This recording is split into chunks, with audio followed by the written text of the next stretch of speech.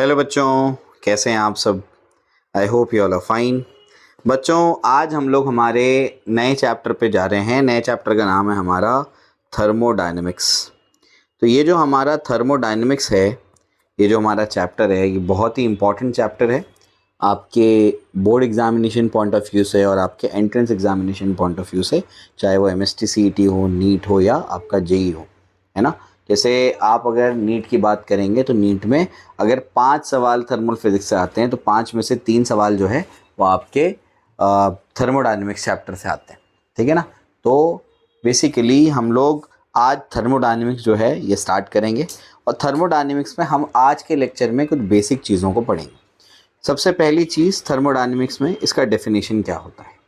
Thermodynamics basically एक ऐसा हमारा चैप्टर है जिसमें हम लोग हीट एंड टेम्परेचर के कॉन्सेप्ट के साथ में डील करते हैं। तो अगर मैं इसका पूरा डेफिनेशन आपको लिख करके दूं तो it deals with the concepts of heat and temperature. Heat और टेम्परेचर के कॉन्सेप्ट्स के साथ में डील करने वाला चैप्टर थर्मोडायनेमिक्स है। ये ऐसा भी कह सकते हैं हम लोग इसको कि it studies the interconversion of heat and other forms of energy। मतलब इसका क्या है, मतलब इसका ये होता है कि हीट का दूसरे फॉर्म्स ऑफ एनर्जी में या दूसरे फॉर्म्स ऑफ एनर्जी का हीट में इंटर कन्वर्जन जो है, ये भी हम लोग कहाँ पढ़ते हैं, थर्मोडायनेमिक्स में पढ़ते हैं। तो सबसे पहली चीज़ ये है कि थर्मोडायनेमिक्स में हम लोग डील करते हैं हीट और टेम्परेचर के कॉन्सेप्ट्स के साथ में। और दूसरी चीज़ ये है कि हम लोग थर्मोडायनेमिक्स के अंदर बेसिकली हम लोग देखते हैं कि हमारा हीट और अदर फॉर्म्स ऑफ एनर्जी का इंटर कन्वर्जन कैसे होता है। हीट दूसरे फॉर्म्स ऑफ एनर्जी में कैसे कन्वर्ट होता है, दूसरा फॉर्म्स ऑफ एनर्जी हीट में कैसे कन्वर्ट होता है। जैसे एग्जांपल के तौर पे हमने हमारे दोनों हाथ लिए, दोनों हाथों को अगर हम लोग रब करते हैं तो हमारी मैकेनिकल एनर्जी हीट में कन्वर्ट हो जाती है। और अगर हम लोग मैकेनिकल एनर्जी को हीट में कन्वर्ट करना चाहते हैं, हीट एनर्जी को मैकेनिकल एनर्जी में कन्वर्ट करना चाहते हैं, तो हम लोग जैसे इंजन यूज़ करते हैं, petrol engine, diesel engine, steam engine. बात समझ आ रही है क्या बोल रहा हूँ मैं। तो जो हम लोग ने हाथ को रब किया उसमें मैकेनिकल एनर्जी किस में कन्वर्ट हो गई, हीट में।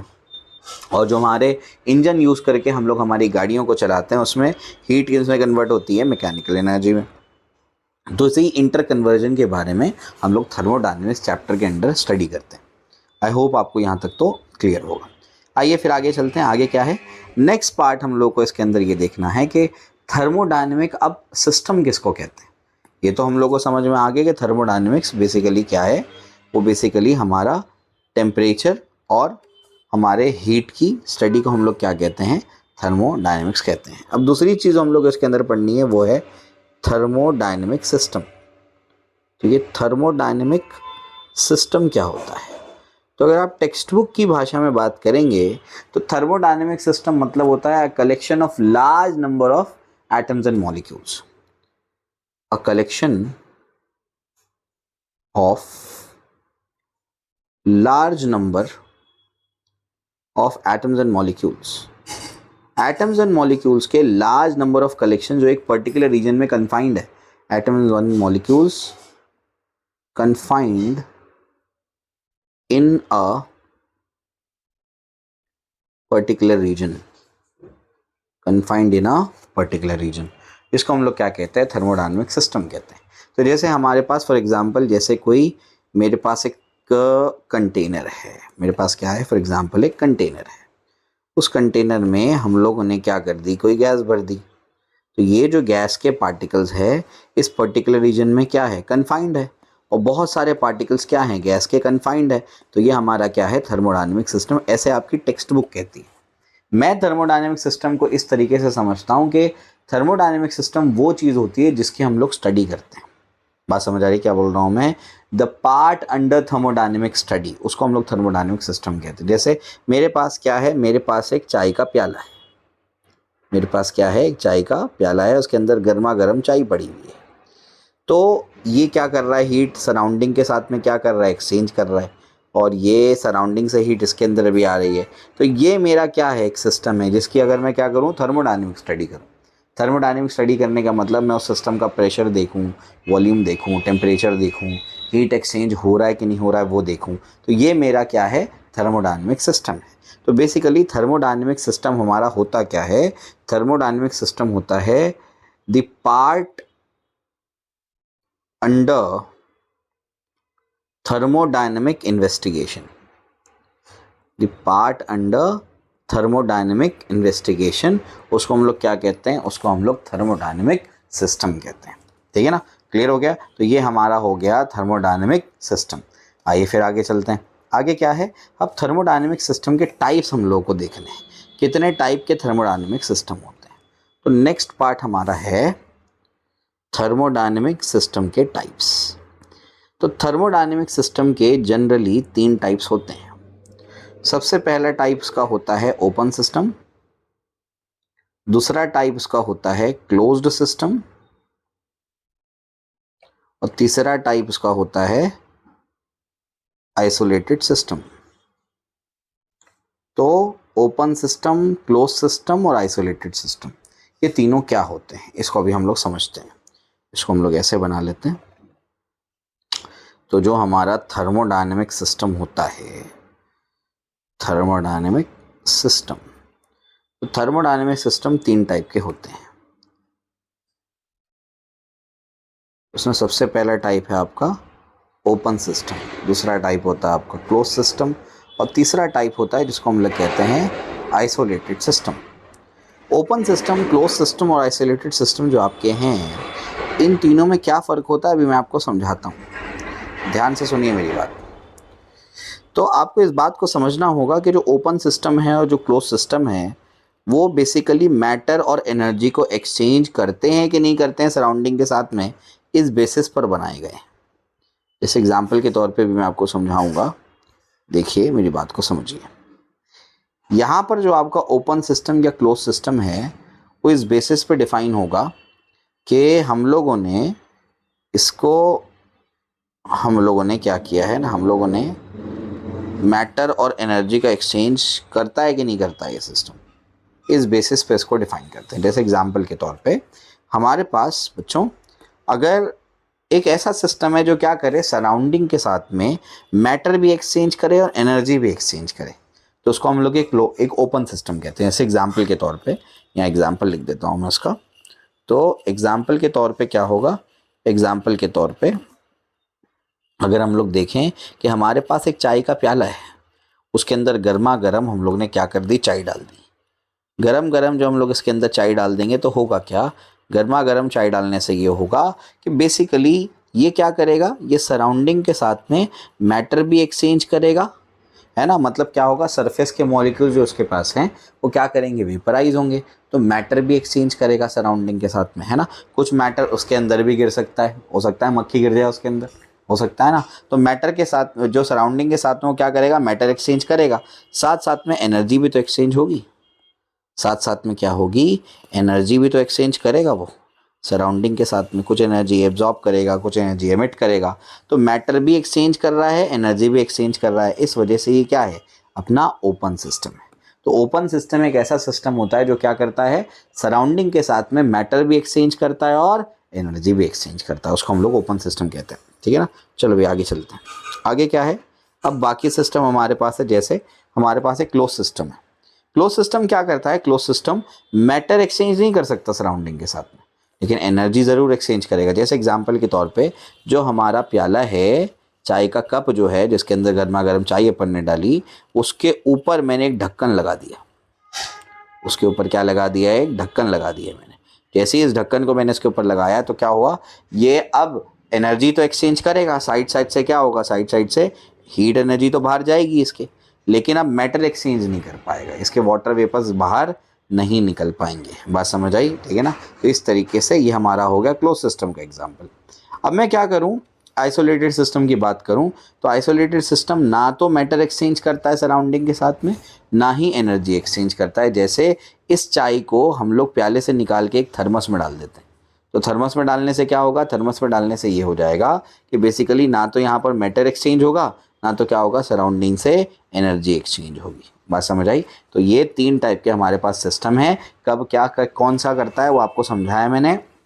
ओपन सिस्टम क्या करता है, मैटर और एनर्जी दोनों एक्सचेंज करता है। क्लोज सिस्टम क्या करता है, एनर्जी एक्सचेंज करता है, मैटर एक्सचेंज नहीं कर पाता। और जो आपका आइसोलेटेड सिस्टम है वो ना तो आपके मैटर एक्सचेंज करेगा सराउंडिंग के साथ में, ना तो एनर्जी एक्सचेंज कर पाएगा। बात समझ आई? तो इस तरीके से ये हमारे थर्मोडायनेमिक सिस्टम के टाइप्स आपको समझा दिए मैंने। ठीक है ना? आइए फिर आगे चलते हैं। आगे क्या है अभी इसको समझने की कोशिश करिए। आगे नेक्स्ट पार्ट को समझते हैं, आइए देखते हैं इसको भी। तो नेक्स्ट पार्ट क्या कहता है हमारा, नेक्स्ट पार्ट ये है कि जो हमारा थर्मोडायनेमिक सिस्टम है, उस थर्मोडायनेमिक सिस्टम में हम लोग ये समझने की अभी कोशिश करेंगे। तो हम लोगों ने थर्मोडायनेमिक सिस्टम हमारा समझ लिया कि थर्मोडायनेमिक सिस्टम होता क्या है। इसके बाद एक और चीज़ आती है बच्चों जिसको हम लोग कहते हैं सराउंडिंग, जो आपको पहले ही मैंने अभी यूज़ कर लिया। सराउंडिंग मतलब सिस्टम के अलावा, जैसे ये मेरा कोई सिस्टम है जिसकी मैं स्टडी कर रहा हूँ, सिस्टम के अलावा आसपास की सारी चीज़ें क्या है, सराउंडिंग है। इन सब को क्या बोलेंगे, सराउंडिंग बोलेंगे। ध्यान रखना इस बात का कि सिस्टम के अलावा बाकी सारी चीज़ें क्या होंगी, सराउंडिंग। और सिस्टम और सराउंडिंग को सेपरेट करने वाली होती है एक वॉल, तो इसको एक वॉल कहते हैं। वो बाउंड्री जो क्या करे, यानी बाउंड्री कह लो आप उसको, वो बाउंड्री जो क्या करे सिस्टम और सराउंडिंग को सेपरेट करे, उसको बाउंड्री या फिर वॉल कहते हैं। वॉल 2 टाइप की होती है, एडियाबैटिक और डायथर्मिक। डायथर्मिक वॉल क्या करती है, हीट को अंदर भी आने देगी, बाहर भी जाने देगी। लेकिन एडियाबैटिक अगर वॉल होगी तो ना तो हीट अंदर आ सकती है, ना तो हीट बाहर निकल सकती है। तो ऐसा है, ठीक है ना। चलो अभी तो सराउंडिंग भी आपको समझाया मैंने, हमारा सिस्टम क्या है वो भी आपको बताया मैंने। अब इसके बाद आगे चलते हैं। आगे हम लोगों को पढ़ना है इसके अंदर ज़ीरोथ लॉ के बारे में। ये ज़ीरोथ लॉ क्या है, आइए इसको देखते हैं। तो ज़ीरोथ लॉ ऑफ थर्मोडायनेमिक्स का ज़ीरोथ लॉ। ये ज़ीरोथ लॉ की कहानी ये है कि भाई ज़ीरोथ लॉ टेम्परेचर को डिफ़ाइन करता है। क्या करता है, डिफाइंस टेम्परेचर। ये टेम्परेचर को डिफ़ाइन करता है। लेकिन हम लोग ने ये लॉ बनाने से पहले फर्स्ट लॉ बना लिया, first law of thermodynamics, second law of thermodynamics बना लिया, थर्ड लॉ ऑफ थर्मोडायनेमिक्स बना लिया। तीनों में टेम्परेचर को इस्तेमाल कर लिया। तीनों में क्या कर लिया, टेम्परेचर को इस्तेमाल कर लिया, लेकिन टेम्परेचर को डिफ़ाइन ही नहीं किया था। और ज़ीरोथ लॉ क्या करता है, टेम्परेचर को डिफ़ाइन करने वाला लॉ है। ये बताता है कि टेम्परेचर क्या चीज़ है। तो बेसिकली यहाँ पर ये आपको समझना होगा कि अगर हम लोग टेम्परेचर को यूज़ कर रहे हैं आगे के लॉज में, तो पहले टेम्परेचर डिफाइन होना चाहिए। तो इसका ये मतलब हुआ कि ज़ीरो लॉ को हम लोग को क्या होना चाहिए, इन तीनों के ऊपर रखना चाहिए। इसी वजह से फर्स्ट सेकंड थर्ड इनको हम लोग ने हटा करके उसके ऊपर क्या नाम रखा, ज़ीरो लॉ ऑफ थर्मोडायनेमिक्स। समझ में आया? तो जो हमारे पास जो लॉज थे पहले से, उनको हम लोग ने वैसे ही रखा, लेकिन उनके ऊपर हम लोग ने क्या लगा दिया, 0 नंबर का लॉ लगा दिया, जो क्या करता है, टेम्परेचर को डिफाइन करता है। ठीक है ना। चलो भाई, तो ये तो आपको आई होप समझ में आया होगा कि ज़ीरोथ लॉ ऑफ थर्मोडायनेमिक्स क्या चीज़ है। आइए फिर आगे चलते हैं। आगे क्या है, नेक्स्ट पार्ट। ज़ीरोथ लॉ कहता क्या है। ज़ीरोथ लॉ ये कहता है आपसे कि अगर आपके पास ए एक सिस्टम है, बी एक सिस्टम है और सी एक सिस्टम है, तो ज़ीरोथ लॉ कहता है if A and C are in thermal equilibrium. Equilibrium I hope आपको समझ में आता होगा। थर्मल इक्विलिब्रियम का मतलब होता है जब सिस्टम का टेम्परेचर कांस्टेंट होता है, तो उसको हम लोग इक्विलिब्रियम कहते हैं। ठीक है ना, क्लियर हो गया। चलो भाई, यहाँ तक तो आई होप आपको समझ में आया होगा। तो ये ज़ीरोथ लॉ पढ़ने से पहले एक और चीज़ भी शायद मुझे पढ़ानी थी, वो मैं आपको बता देता हूँ पहले ही। ज़ीरोथ लॉ थोड़ा सा रुक करके पढ़ते हैं, पहले मैं आपको इक्विलिब्रियम समझा देता हूँ। इक्विलिब्रियम के टाइप्स क्या हैं, ज़ीरोथ लॉ से पहले इक्विलिब्रियम के टाइप्स मैं आपको बता देता हूँ, वो पहले देख लो आप लोग। ठीक है ना। तो सबसे पहले इक्विलिब्रियम का मतलब जैसे हम लोग फिजिक्स में समझते हैं किसी चीज़ का बैलेंस, उसको हम लोग इक्विलिब्रियम कहते हैं।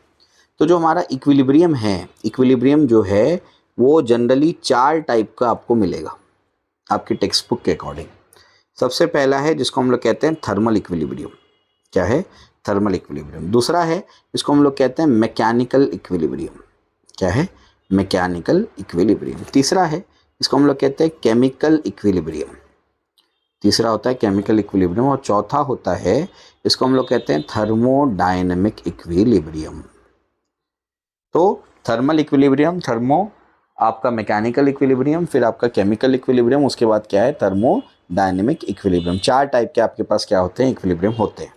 जिसमें सबसे पहला जो आपका इक्विलिब्रियम है वो है थर्मल इक्विलिब्रियम। ये कब होगा या कब कहेंगे कि हमारा सिस्टम थर्मल इक्विलिब्रियम में है? अगर सिस्टम का टेम्परेचर कांस्टेंट है, सिस्टम है जो सिस्टम मतलब जिसकी हम लोग स्टडी कर रहे हैं, तो अगर सिस्टम का टेम्परेचर कांस्टेंट है तो हम लोग बोलेंगे कि हमारा सिस्टम थर्मल इक्विलिब्रियम में है। बात समझ आ रही क्या बोल रहा हूँ मैं? तो थर्मल इक्विलिब्रियम में कब बोलेंगे? जब हमारा सिस्टम क्या होगा, उसका टेम्परेचर कांस्टेंट होगा। याद रखना इस चैप्टर में सिस्टम का मतलब होगा सिलेंडर, उसके ऊपर पिस्टन और अंदर गैस भरी हुई है, यही हमारा सिस्टम है। बात समझ आई? आपको लास्ट में समझेगा कि इसको पिस्टन, इसको सिस्टम क्यों कह रहा हूँ मैं।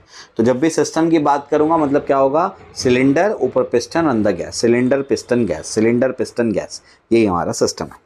तो अगर हमारे सिस्टम का टेम्परेचर कांस्टेंट है, टेम्परेचर नहीं बदल रहा, तो हम लोग बोलेंगे वो थर्मल इक्विलिब्रियम में है। उसके बाद मैकेनिकल इक्विलिब्रियम क्या होता है? अगर हमारे सिस्टम का प्रेशर, अगर हमारे सिस्टम का प्रेशर कांस्टेंट है तो हम लोग बोलेंगे वो मैकेनिकल इक्विलिब्रियम में है। बात समझ आ रही क्या बोल रहा हूँ मैं? अगर हमारे सिस्टम का प्रेशर कांस्टेंट है तो हम लोग क्या बोलेंगे, वो मैकेनिकल इक्विलिब्रियम में है। और उसके बाद आता है केमिकल इक्विलिब्रियम। केमिकल इक्विलिब्रियम क्या होता है? अगर हमारे सिस्टम का वॉल्यूम कांस्टेंट है तो हम लोग बोलेंगे कि वो क्या हो रहा है, केमिकल इक्विलिब्रियम में है। बात समझ आई? और थर्मोडायनेमिक इक्विलिब्रियम क्या होता है? अगर हमारे सिस्टम का प्रेशर, वॉल्यूम और टेम्परेचर तीनों कांस्टेंट है तो हम लोग बोलेंगे वो क्या है, वो हमारा थर्मोडायनेमिक इक्विलिब्रियम है। समझ आया? क्लियर हो गया? तो बेसिकली आपको ये समझना है कि इक्विलिब्रियम में कोई चीज़ क्या होगी, कांस्टेंट होगी।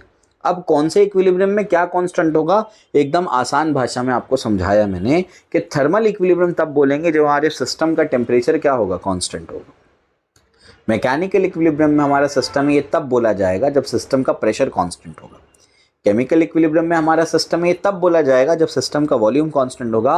और थर्मोडायनेमिक इक्विलिब्रियम, देखो थर्मल और थर्मोडायनेमिक इक्विलिब्रियम दोनों के दोनों क्या है, अलग अलग है। बात समझ आई? तो थर्मोडायनेमिक इक्विलिब्रियम तब बोला जाएगा जब सिस्टम का प्रेशर, वॉल्यूम, टेम्परेचर तीनों के तीनों क्या है, कांस्टेंट है। तब हम लोग ये कहेंगे कि हमारा सिस्टम थर्मोडायनेमिक इक्विलिब्रियम में है। लिखेंगे कैसे? If our system, if the temperature of the system remains constant, then the system is said to be in thermal equilibrium. If the pressure of the system remains constant, the system is said to be in mechanical equilibrium. If volume of the system remains constant, then the system is said to be in chemical equilibrium. And if the pressure, volume and temperature, all the three variables are constant, then the system is said to be in thermodynamic equilibrium. बात समझ आई? तो इस तरीके से हम लोग